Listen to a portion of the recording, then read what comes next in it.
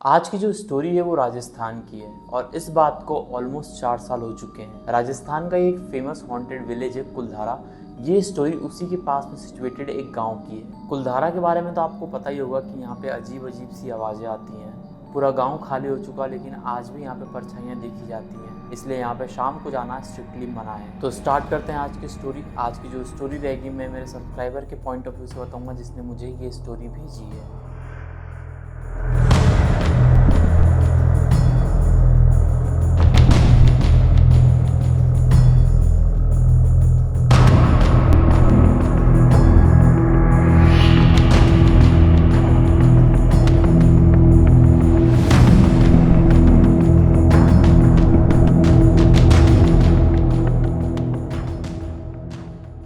हाय, मेरा नाम शेखर गुप्ता है और मेरी एज अभी 24 साल है।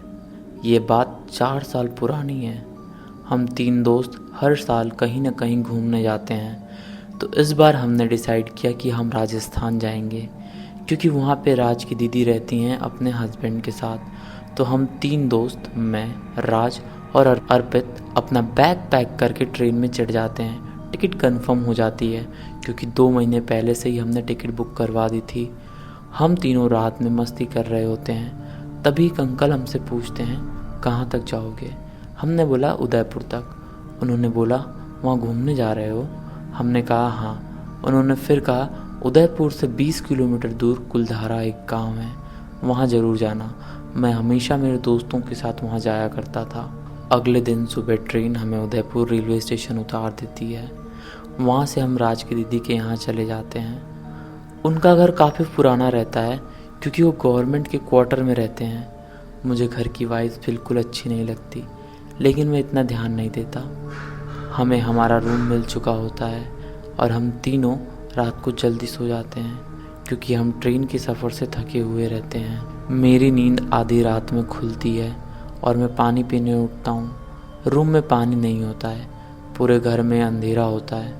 मैं धीरे धीरे किचन की तरफ जाता हूँ, तभी ऐसा लगता है जैसे मेरे पीछे से कोई तेज़ी से निकल गया हो।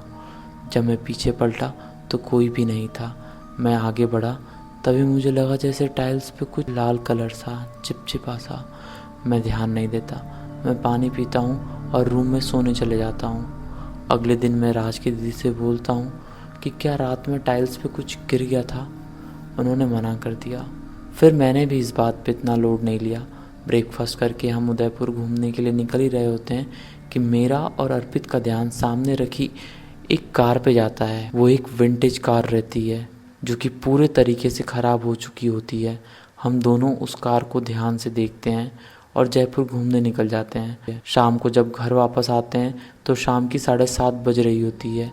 मेरा ध्यान फिर से उसी कार पे जाता है और मुझे ऐसा लगा जैसे कोई छोटी बच्ची ड्राइविंग सीट पे बैठी हो। मैं भाग के कार के पास में जाता हूँ। मुझे देख के अर्पित और राज भी आते हैं। मैं उनको देख के बोलता हूँ कि अभी यहाँ पे एक छोटी सी बच्ची बैठी हुई थी। राज हंसने लगता है और वो बोलता है ये कार सालों से यहाँ खड़ी है और इसका गेट खुल ही नहीं सकता, तो तूने यहाँ बच्ची कैसे देख ली। फिर मुझे लगता है कि शायद मुझे भ्रम हुआ होगा और हम तीनों घर में चले जाते हैं और डिनर करके सो जाते हैं। अगले दिन मैं सबसे पहले उठ जाता हूँ और उठ के छत पे चले जाता हूँ सनराइज़ देखने। छत पे छोटी सी लड़की फुटबॉल खेल रही होती है।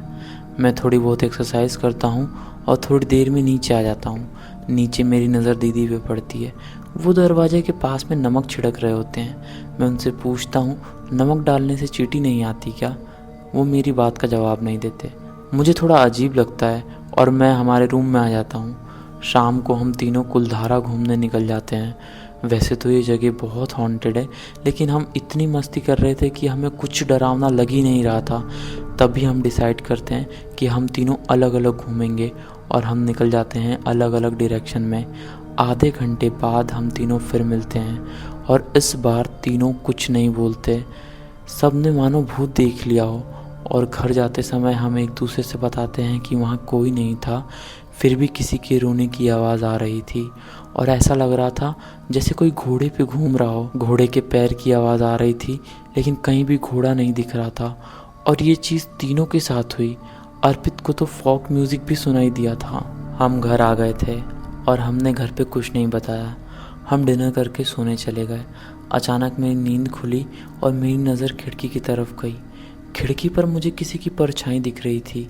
मैंने ज़ोर से आंखें बंद की, तभी मुझे हंसने की आवाज़ आने लगी। मैंने फिर देखा, खिड़की की तरफ मुझे उस औरत का चेहरा इस बार साफ साफ दिख रहा था और उसकी आंखें चमक रही थी। उसके फेस पे कुछ स्टिचेस के निशान थे। मैं ज़ोर से चिल्लाया। अर्पित और राज दोनों नींद से उठ गए। मैंने खिड़की की तरफ हाथ दिखाया, लेकिन वहाँ पे कोई नहीं था और मैंने उनको बताना भी सही नहीं समझा। अगले दिन सुबह हम सब बैग पैक कर रहे थे क्योंकि घर जाना था। जैसे ही हम अपना बैग लेके घर से निकले, मैंने दीदी को बोला कि छोटी गुड़िया कहाँ है, आपकी बच्ची। राज और दीदी दोनों शॉक हो गए। दीदी बोली, मेरी तो कोई बच्ची नहीं है, पहले थी जिसकी डेथ 6 महीने पहले ही हो चुकी है और अब इस घर पे कोई बच्ची नहीं रहती। मैं बस यही सोच के परेशान हो रहा था कि उस दिन वो छत पे कौन सी लड़की थी जो फुटबॉल खेल रही थी।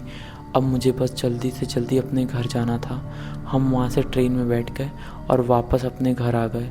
उस इंसिडेंट को 4 साल से ऊपर हो चुके हैं, लेकिन आज भी वो सारी चीज़ें मेरी आंखों के सामने आ जाती है तो गूज़बम्प्स से आ जाते हैं।